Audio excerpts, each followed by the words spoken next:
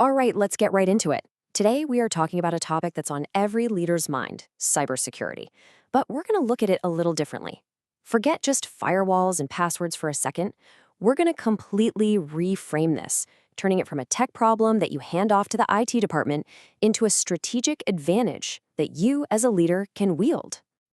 So, this really all boils down to one big question. In this wild, high-stakes digital world we live in, where pretty much every connection is a potential weak spot, are we supposed to be paralyzed by all the risk? Or should we be energized by the hope of what we can actually build and protect?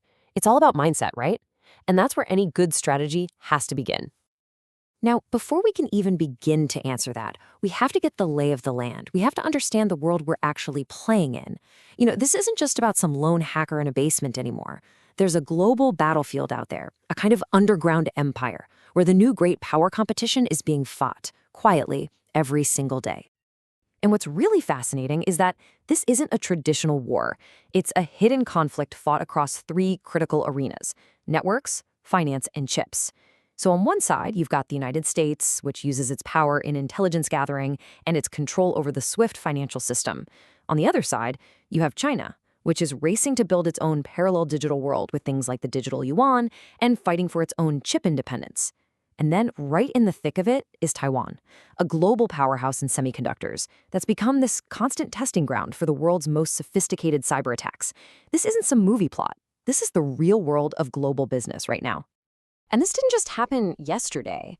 You can see a clear pattern of escalation over time. It started out decades ago with surveillance and intelligence gathering.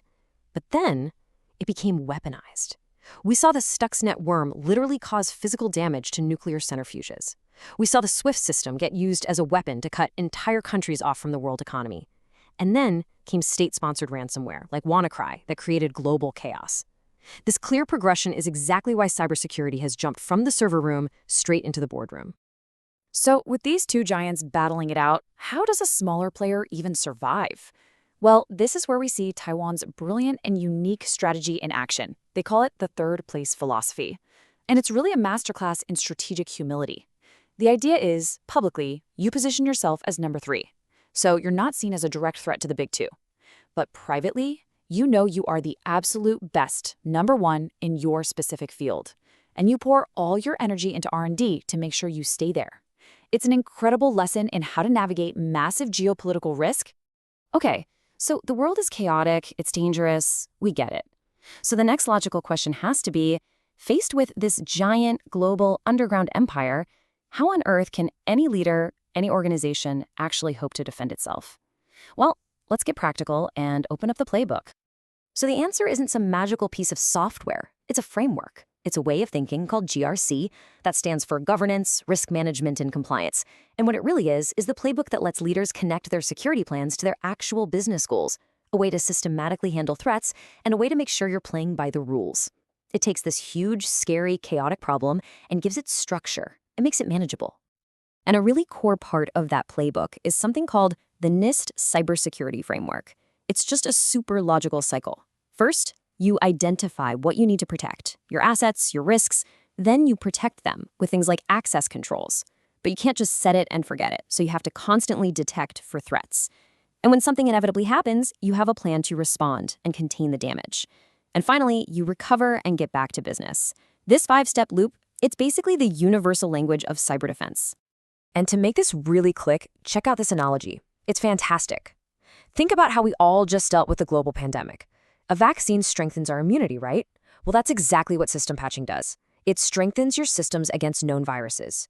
Screening and testing to see if someone is sick, that's your antivirus software, looking for malicious code. And quarantine to stop the spread, that's the exact same principle as network segmentation, which stops an attacker from spreading across your entire company. It just goes to show you, the core principles of defense are universal. Okay, so to manage all this, organizations use a simple but powerful model called the 3 lines of defense. Think of it like this. The first line is your front line, the business managers, the people on the ground who actually own the risk day to day. The second line is your oversight crew, your InfoSec team, your legal team. They write the playbook. And the third line, that's internal audit. They're like the independent referee, making sure the first 2 lines are actually doing their jobs correctly. It's a beautiful system of checks and balances for corporate security. Right, so just when we think we're getting a handle on the playbook, the game changes. A massive new force is here, and it's reshaping everything, both the attacks and our defenses. And that force is, of course, artificial intelligence. So, how do we lead now in this new era? First things first, we need to be clear about what we mean by AI because it's a huge term. It's really better to think about it on a spectrum. You've got simple AI tools, like a grammar checker. Then you have AI assistants like ChatGPT that can help you with a bunch of different tasks. The next level up is the AI agent, and this is where it gets interesting. It can take action on its own, like automatically blocking a credit card transaction it thinks is fraud. And at the far end, you have AI native systems where the AI is the entire product, like a self-driving car. Understanding these levels is absolutely critical. Now, for any leader, AI is a classic double-edged sword. On one side, you have AI for security. This is where we use AI as an incredible weapon to automate our defenses and find threats that a human would totally miss. But then there's the other side, security for AI. Our own AI models are now a huge, valuable target. They're vulnerable to brand new kinds of attacks, like prompt injection, basically tricking the AI with hidden instructions, or even data poisoning, where an attacker messes with the very data your AI is learning from. We have to be experts at both. So what does all this mean for leadership? Well, here's the bottom line. In the age of AI, all those technical hard skills, they're just the foundation. They're the price of admission to the game. The thing that really separates a good leader from a truly great one, it's the soft skills. It's the ability to listen, to reason your way through a really complex problem, and maybe most importantly, to communicate your ideas clearly to everyone in the organization, not just the tech people. And that brings us to our final section, where we're going to tie all of this together. We've talked about the global battlefield, we've walked through the defensive playbook, and we've seen how AI is changing everything. Now let's talk about the mindset that underpins it all, that crucial leap from just doing a job to getting it done well. This right here is the fundamental mindset for all of modern security. It's the core idea behind something called zero trust.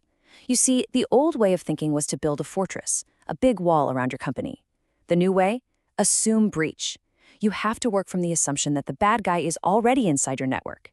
And because of that, you never trust, always verify. Every single person and every single request, every time, no matter where it's coming from. Here's another piece of really important leadership wisdom that you might not expect. In the world of cybersecurity, your people are everything. And high employee turnover isn't just an HR problem, it's a massive security risk. Every time a key person leaves, critical knowledge walks right out the door with them, and potential security gaps get created. The best leaders know that one of the most powerful security controls they have is keeping their team happy and engaged. And this all leads to what might be the single most important idea we've talked about, the difference between just doing it and doing it well. See, anybody can follow a checklist. That's just passive execution. But a real professional, a real leader, they bring 100% engagement. They're always thinking 3 steps ahead. They communicate proactively to make sure the job gets done right. They're not just trying to get a task over with, they're focused on the real goal, on creating lasting value. The real question is, which of these columns describes how you work? And so that brings us to this one last thought I want to leave you with. As you go about your work, your projects, your career, I really want you to ask yourself this question. Are you just trying to add another bullet point to your resume? Or are you trying to build something that lasts? Are you trying to build a legacy of excellence? Because ultimately, that choice and the impact you have, it's all yours.